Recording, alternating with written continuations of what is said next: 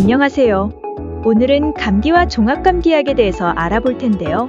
간혹 감기만 걸렸다고 하면 종합감기약을 복용하시는 분들이 종종 있습니다. 과연 이게 좋은 방법일까요? 일단 감기에 대해서 많이들 오해하고 있는 부분 중 하나인데요. 감기에는 치료약은 없다고 보셔도 무방합니다. 우리가 일반적으로 알고 있는 약은 증상 완화제라고 보시면 됩니다. 항생제도 감기약이라기보다 2차적인 세균성 감염에 도움을 주는 경우라고 보시면 됩니다. 그런데 이런 감기가 걸리면 종합감기약을 먹으면 어떻게 될까요? 없던 증상 완화에 대한 성분도 복용하게 되겠죠? 감기의 증상으로는 코막힘, 콧물, 재채기, 인후통, 미열, 두통 및 근육통 등이 나타나게 되는데요. 전체의 증상이 나타난다기보다 정도 및 단계에 따라 일부의 증상들이 나타나는 경우가 많습니다.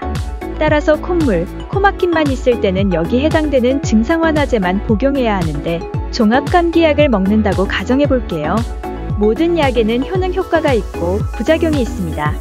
그런데 해당 증상이 없는데도 없는 증상에 대한 약을 먹게 되면 없는 증상에 대한 작용을 하느라 우리 몸에 인위적인 영향을 주게 되고 덤으로 해당 성분에 대한 부작용까지 받게 될 수 있습니다.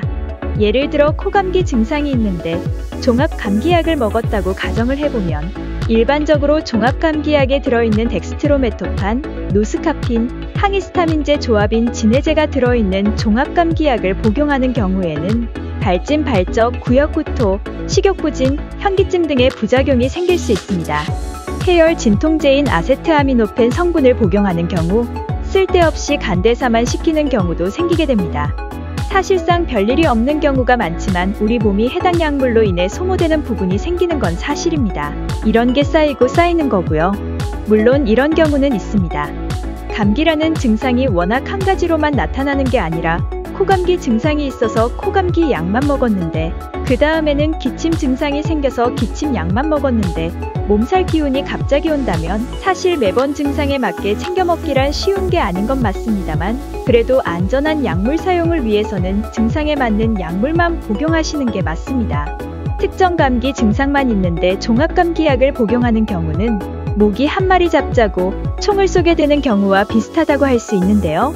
감기에는 무조건 종합감기약만 찾지 말고 해당 증상에 맞는 약을 가까운 약국이나 병원에 방문하여 본인의 증상에 맞게 찾는 게 좋겠죠?